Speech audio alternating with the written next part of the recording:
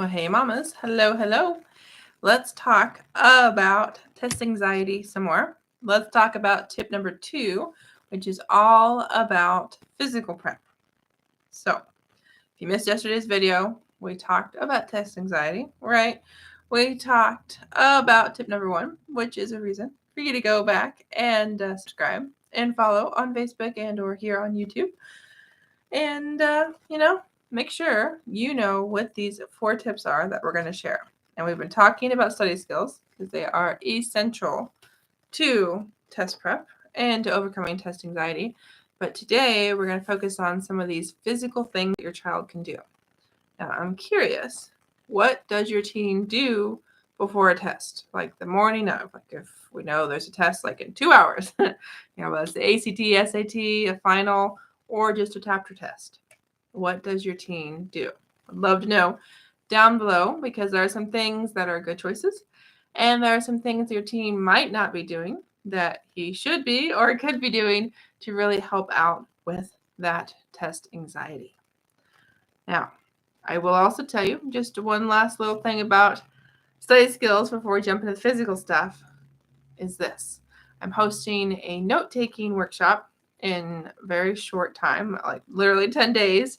And I want you to sign your teen up at the link in the description after this video, because I got to tell you, if your teen has notes, like actually has notes to study, notes to maybe even use on that test, it's going to make a huge difference in how prepared and how anxious your teen feels for this test. Okay, way more prepared, less anxious if your teen has notes. Okay, teen's also going to feel less anxious if there's some sleep that actually happens. Okay, your teen, doesn't stay up until like 2 in the morning, 4 in the morning, however late it might be, studying for this test. Okay, sleep is one of those physical things that your teen can do. All right, your teen gets to choose. Do I go to sleep now? Do I go to sleep later? Do I, stay up way too late? Do I study too long? All those things. Okay, so your teen gets to choose the sleep schedule, which makes a huge difference on the test and how anxious, because the more rested we are, the less anxious we're going to feel. Okay, we're actually going to be like at capacity, meaning, I should say not capacity, but basically full battery, if you will, that we actually have the capacity to think, to, do well on the test. Whereas your routine is just groggy. Your routine is just feeling exhausted.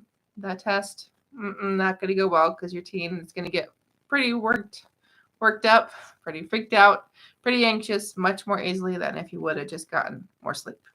Okay. Other idea here, another big thing is water. Okay. Might seem really obvious, but our brains are made of so much water. I also don't remember the percentage right now, but it's more than like 1 or 2. I mean, we're talking close to 50, 80%, somewhere in there. I think it's like 60%.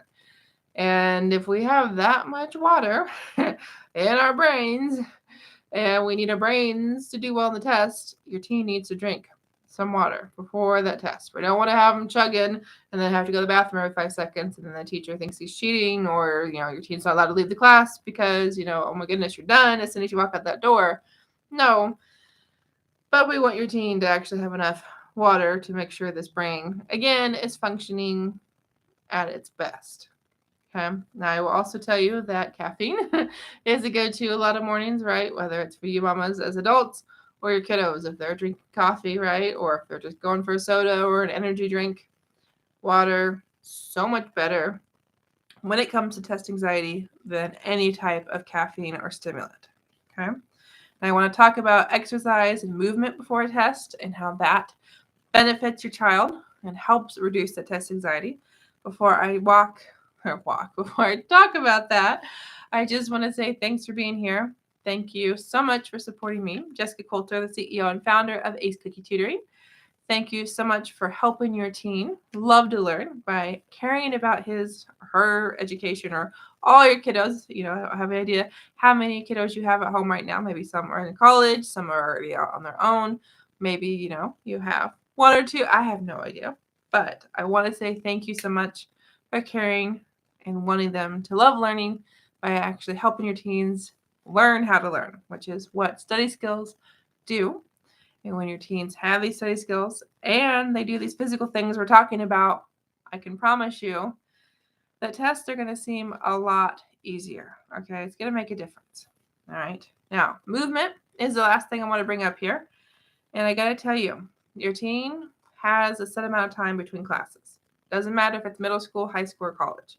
If your child is in middle school or high school, it's probably, very strict amount of time. It could be 3 minutes. Some of the students I worked with when I substitute taught, it was 10 minutes. College, a little different, right? We might have hours, or it could be seconds, it feels like, depending on where on campus, how far the buildings are, or even how many floors in a building. But do you know those minutes, those seconds, but those minutes and hours, they don't have to be spent with your teen sitting. Okay, your teen can get up and do things. It can be something as simple as walking the hall. It can be as simple as walking in place. Okay, we want your teen to move, to get that blood going, to get that oxygen going, again, to make the brain power the most it can be. Okay, we do not do well if we sit and never ever move. Okay, now there are some physical things your teen can do with like hands and feet during the test, all sorts of breathing. To me, the breathing, is physical, but since it has to do with the nervous system, that's almost kind of like, is that more mental? Is that more physical? So we'll talk about kind of the mental preparedness here very soon, actually, in the next video. And we'll talk more about the note-taking, right? Because note-taking is so, so important to test prep and helping reduce the test anxiety. Okay, so I'd love to know, is there something physical that we talked about today that your teen is going to implement before or even during test day, right? Let me know. And remember, if your teen could use some help with note-taking, your teen does not know what to write, your child says, oh, I can just borrow a friend's, or, teacher goes too fast, I don't, can't keep up. These are all reasons for you to go to that link in the description and buy your teen a ticket to the workshop so your teen can actually know how to take notes before the next test. So thank you. Have an awesome night, and we'll see you in the next video. Bye, mamas.